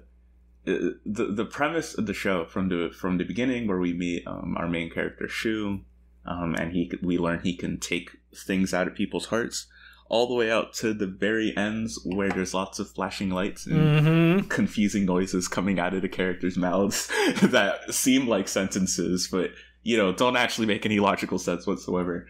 How do I even describe it? Remember, like, towards the end? Like, when... So, like, the brother... We thought he died. Guy, right? So we thought Guy died. But he comes back. And he comes back as evil. And he decides to go along with the sister... who's like possessed by the virus. I'm surprised I'm getting it right this far, right? And like Guy, he like takes over a faction of GHQ to try and like end the world, with the understanding that if he tries to genocide all of humanity and like naturally select them out, then his brother Shu will stop him. And Shu's all like, humanity is too strong to be erased or whatever. Yeah, and that's basically... See, I'm trying to explain it. I hope just by explaining it, it doesn't make any sense. And it's like, I could even tell you what the final twist is, where it's like, they confront each other and they argue about, yeah, the only reason to get out of a cycle is just to die at the same time. And I'm like, what are you talking about? What is this? What's happening here? As I often say. It's getting very, very confusing towards the end. Like the theory that, when we watched this on the Critical Weep Theory Discord, we watched that together and we came to the sweeping conclusion that this show was probably rushed into production. Nobody really knew where it was going, because it was going in all directions at the same time and never really ending up anywhere other than in the horror zone. Like, it's like, and it's very clear that they had no idea what they were doing. But ironically, this incoherency is perfectly suited for an exploration of fascism, because fascism also is an incoherent ideology which often doesn't make sense. So again, extra points for being on theme. Well, if you do fascism, you'll inherently do something that is self-contradictory and incoherent. So, but this goes probably a step beyond that. So, yeah. So I wanted to. This is all really good. I wanted to just point out that the whole thing that Guilty Crown does with survival of the fittest is like literally how fascists think. They kind of view civilizations as like an evolutionary struggle, right? In which there are times in which one civilization will challenge another civilization, like, to a fight or whatever, and we have to show that we are stronger than them, right? So this is what a lot of, like, modern fascists do with, like,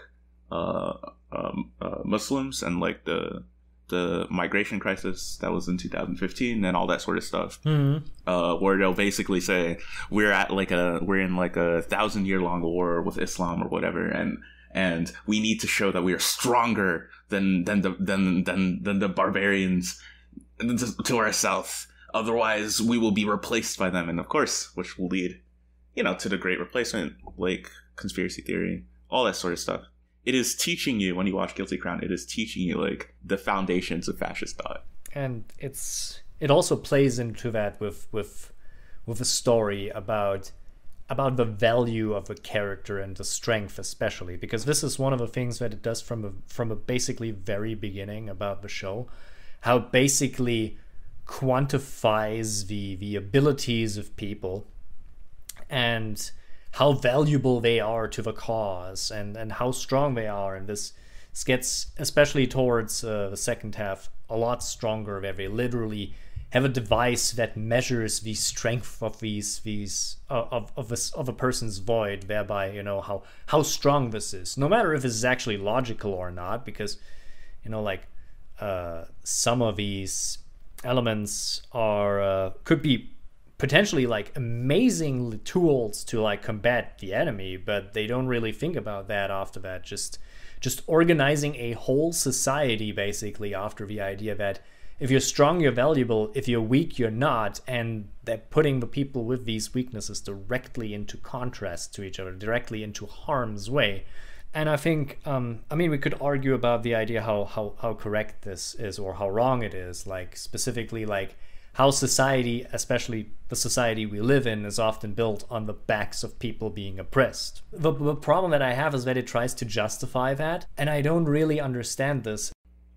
The main idea being that when we have texts that are, like, explicitly fascist, like Guilty Crown, it is especially important to, like, bring up how I guess, like, you could call them, like, plot and theme inconsistencies of the show are, like, they match the real life inconsistencies of, like, actual dickheads who we hate. Real quick, Raghava, you wanted to bring up Legends of Galactic Heroes and how it actually brings up, like, the reasons why fascism wouldn't work in its narrative as compared to Guilty Crown. As we mentioned earlier, Guilty Crown acts with this ideology that fascism is the only system that works in times of crisis. And I think if you bother to analyze that for even half a moment, it kind of becomes clear that that's actually quite the opposite of true, because when you pin everything on one person and that person dies, everything falls apart. Historically, this has been true. If we look at people like, for example, Alexander the Great, he had a big empire, then he died, everything fell apart. And that's because the empire was, for the most part, just Alexander the Great. Not even that Galactic Heroes is an anime in which one of the protagonists, Yang Wenli, argues this very effectively of he will take a democracy over a quote-unquote benevolent dictatorship, because the benevolent dictatorship only lasts as long as the quote-unquote benevolent dictator, insofar as only as long as they are benevolent and only as long as they're alive. The moment they die, they are replaced, and, because you put all of your eggs in one basket, everything falls to shit immediately. There's even actually, in Guilty Crown, there's even a scene where they talk about how Shu, after he becomes fascist dictator of the school, which is a sentence I'll never get tired of saying, after he becomes fascist dictator of the school, all his fascist, like, little foot soldiers are like, we need to keep you safe and away from the pandemic, and we need to make sure that you get first access to the vaccine, because if you die, we all die. And I'm like, isn't this why we shouldn't do fascism? Isn't this why we should, like, spread out decision making and capacity so that killing one person out of an incredibly, like, infectious disease doesn't do anything? It's also very interesting that, especially towards the second half of a show, seemingly everybody forgets that for the longest part of a show, these superpowers, these white powers, were not the main asset. They were essential to the strategies to succeed, but suddenly everybody else forgot the infiltration, the whole operation skills, the the whole shebang of real skills were completely undermined and ignored in favor of his new superpower, because it suddenly became like an arms race.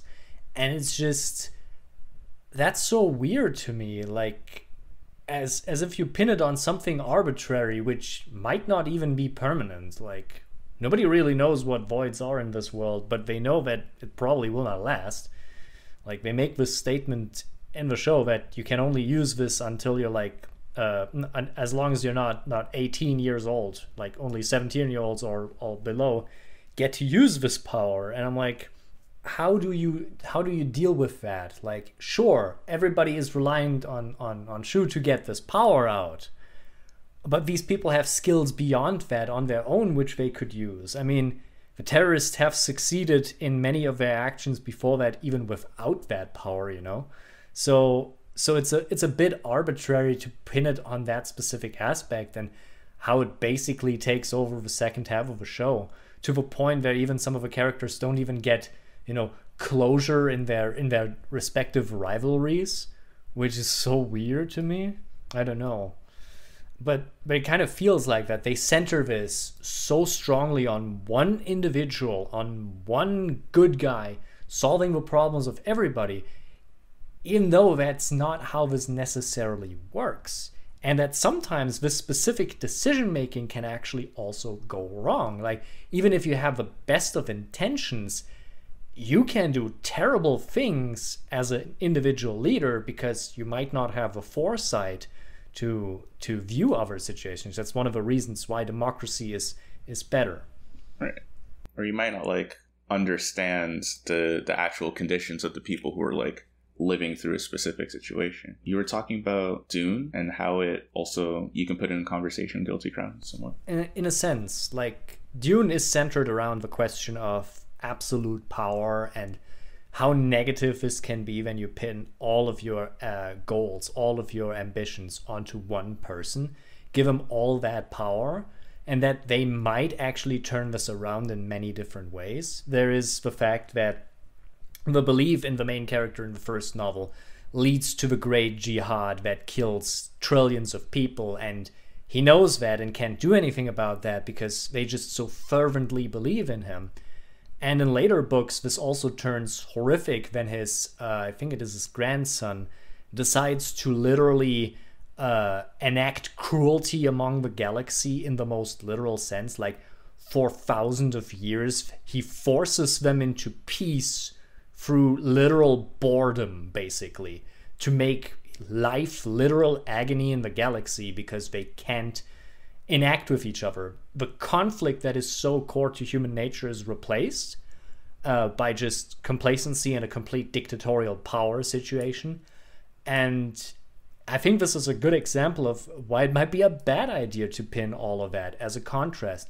Where Guilty Crown believes it's good to pin all of these things onto one person, a lot of people would argue that that's not how society functionally works unless you want to set yourself up for massive inequalities, massive failure, massive horrific authoritarianism in a sense, which can very quickly turn against you and many others.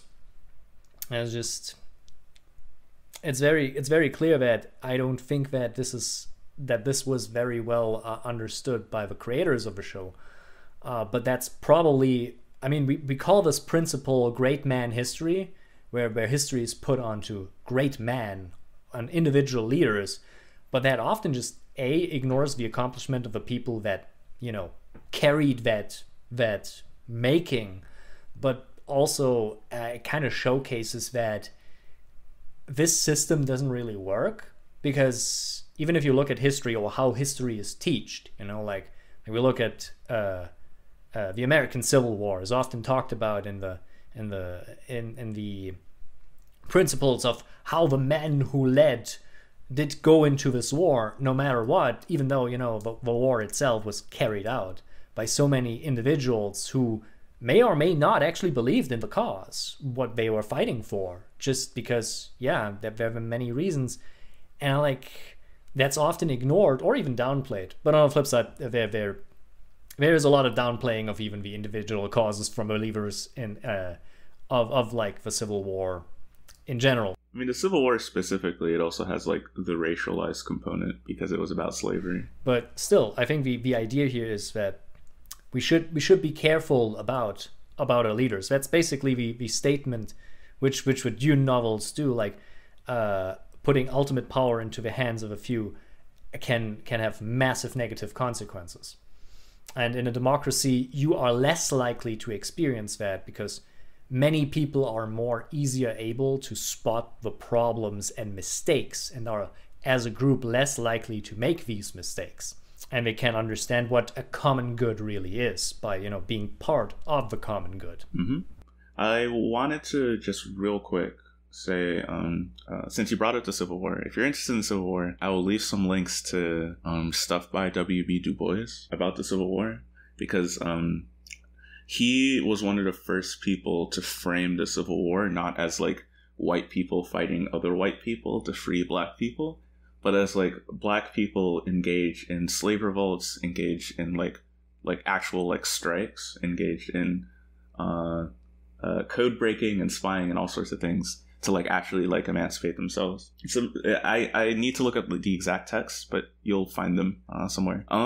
So I think that was a pretty good breakdown of Guilty Crown and its fascism, but its fascism leads, of course, as all fascism does, to scapegoating and hatred of certain groups of people. And in Guilty Crown, it is, I think, kind of clearly disabled people. And we can't talk about Guilty Crown without talking about how it talks about disabled people. The show really wants to talk about disabled people, y'all. It spends in a sense, it spends all of its spare time making fucking this or that statement about how it thinks disabled people should live, and like no reviews that we can find, at least on Mal, even like bring it up, which is disappointing but not unsurprising. No, because it's very clear that a lot of people don't really think about that perspective in the first place. Like, if you're not really affected by that, I think a lot of people will not really consider it.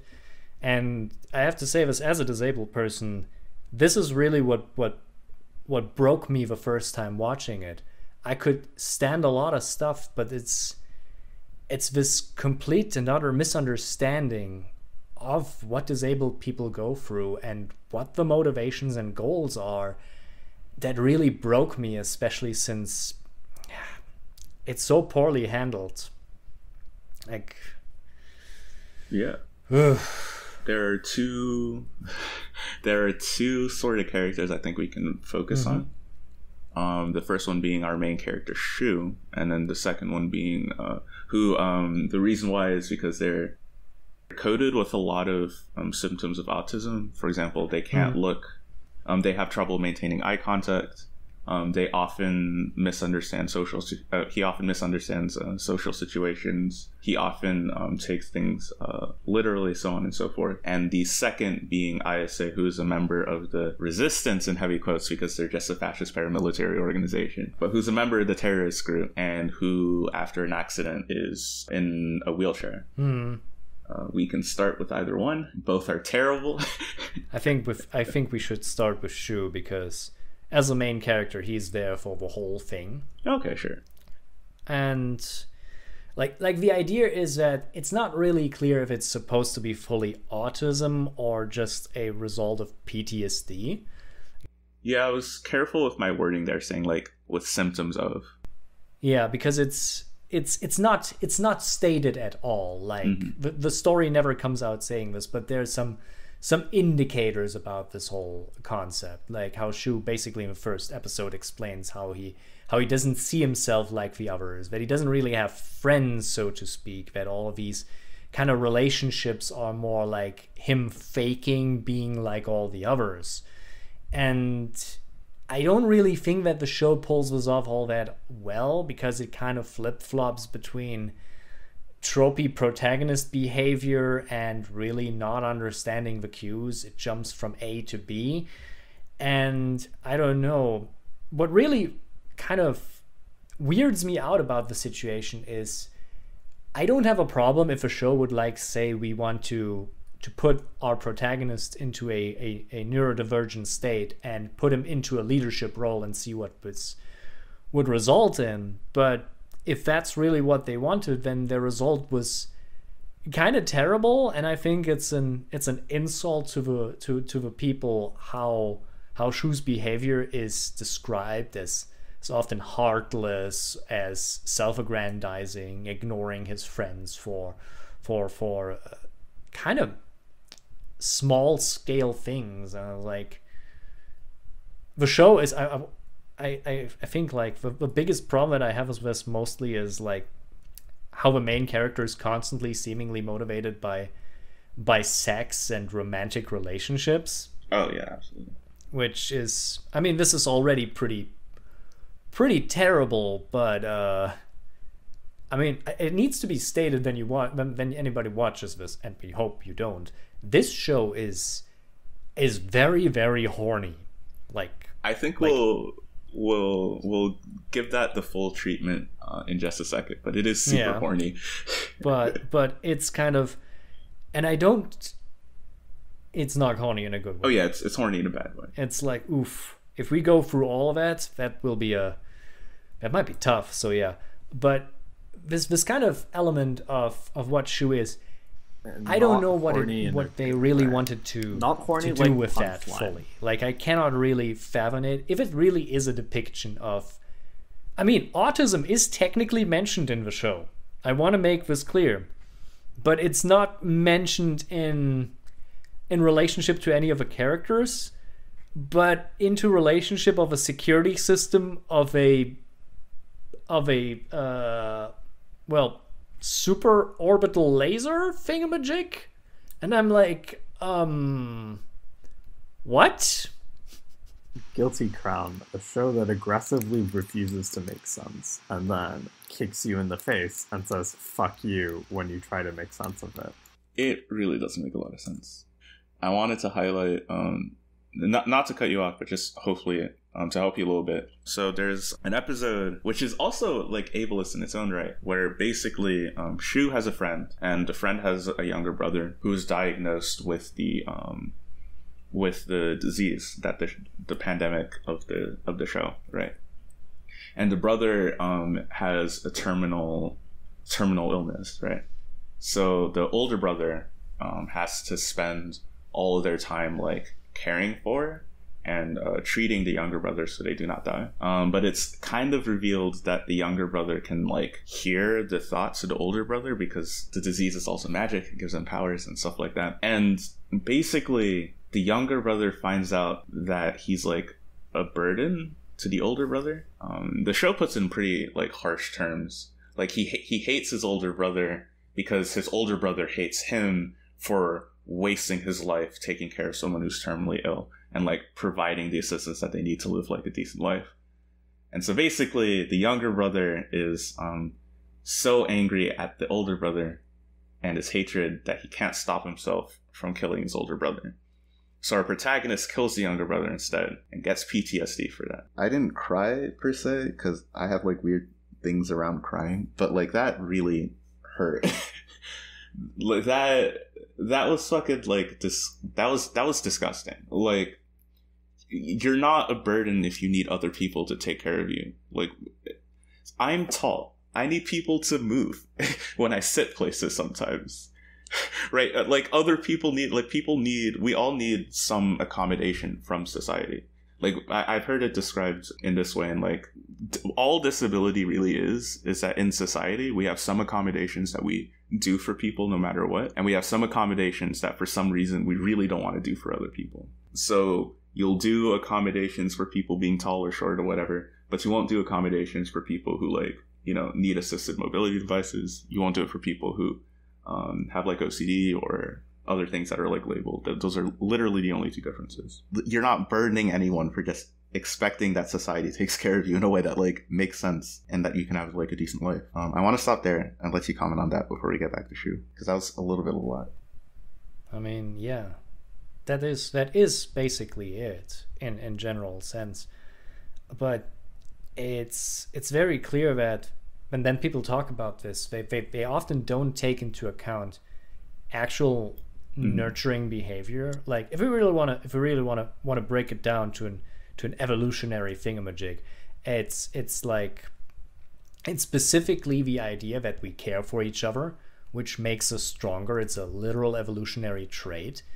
And it kind of feels wrong that we kind of don't do this often anymore, that we have just, you know, like kind of dislodged this element from us because modern society is so cruel, and, you know, we kind of tend to, you know, I mean, to justify capitalism. Yeah, to justify capitalism is probably the case, but it's very essential to understand that it's not that hard to accommodate for others. It's not hard to care for others if you do it together, principally.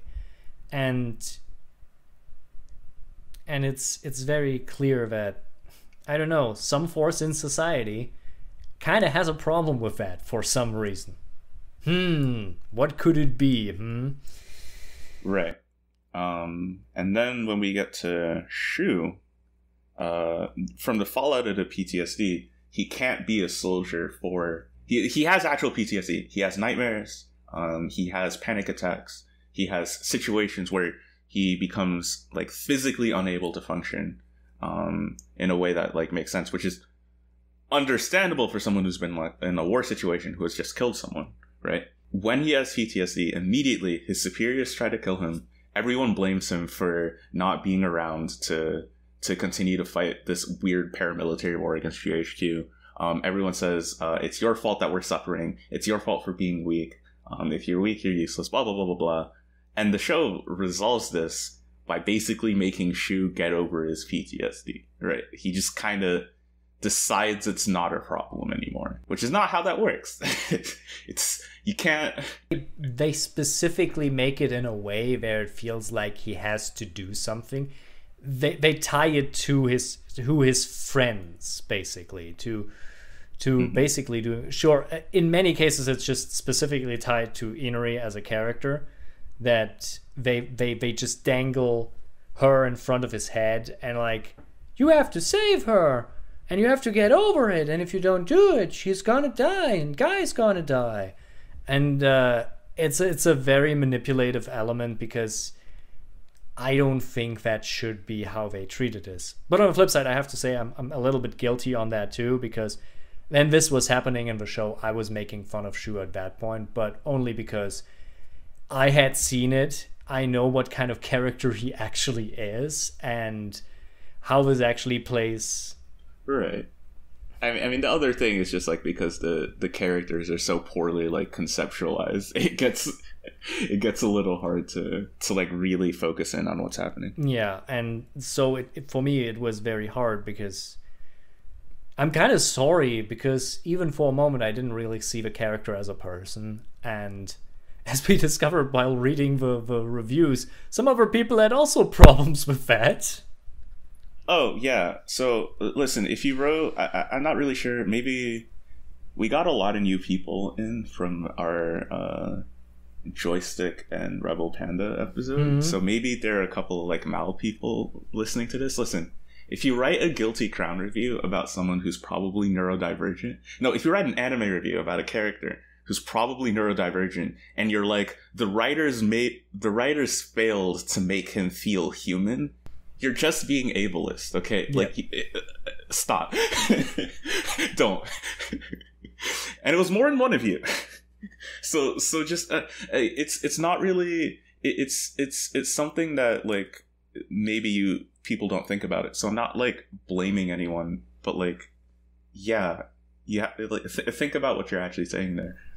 That's always why I make the distinction between talking about a character as if it is a character and talking about a person, because there are some clear differences. Like, I would never say that the lack of character indicates that this is not a person. That's just not how this is. Like, I think that good characterization is essential to tell good stories, but sometimes it can. But I understand that this is not always how this goes. So please, if you want to write a neurodivergent character, maybe study neurodivergent people, get along with them, talk to them, have a conversation. Yeah, I have done this for a very long time with a lot of people, and I'm always surprised what you find when you actually look for it, you know. And the show does a very poor job of both presenting it and resolving it, we also like have come to the distinction that sometimes Shu just changes characteristics from episode to episode. So Yeah. I can understand that the inconsistency kind of hurts this whole argumentation, but that's just bad writing. That's not on neurodivergent people, okay? Yeah. Lastly, I wanted to give you a chance to talk about how the show treats Ayase. Ayase, like we said, she's in a wheelchair. How does the show do her wrong? Okay, so I think I have to give a little bit of a primer on her, I think. So I say from the very beginning, as part of a terrorist organization and a instrumental member, she's the mech pilot of the team. Yes, there are mechs in there. I often forget that too. And she is in a wheelchair after a incident. It's not explained what the incident is, but I would say, but it's very clear that she is not able to without a wheelchair go around outside of the mech. And for the first half, she's very strong-willed, try to get these things in and to present this, and she is technically speaking in her own group of people very respected, even tasked with training Shu for the coming interactions. But there is this scene where they try to basically explain this, and it's a scene that goes on for way too long, explains way too much, and goes into great detail of why she doesn't want to have help from others, that she should be strong on her own, and that she doesn't want to see that. And I'm like, I understand what you want to...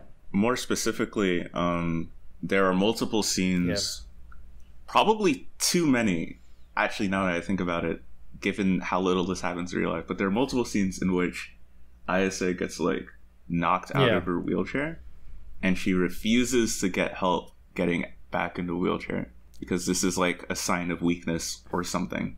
So I'm not advocating never ever ever touch someone who's like in like an assistive mobility device like without asking them first. Like this is like a clear and obvious thing. But like if people need help sometimes getting to and from places, that's not to frame the fact of needing help as a weakness, and to frame strength as doing everything by yourself when you're disabled, even if it comes at like a physical, emotional, or practical cost to you, is just it's evil. It's literally evil. I don't know how else to put it. I mean, I'm honestly like used to that kind of depiction over the years, like when it comes to depictions of disabled people in media, that, you know, this is how they often are treated or presented, and this is pretty bad.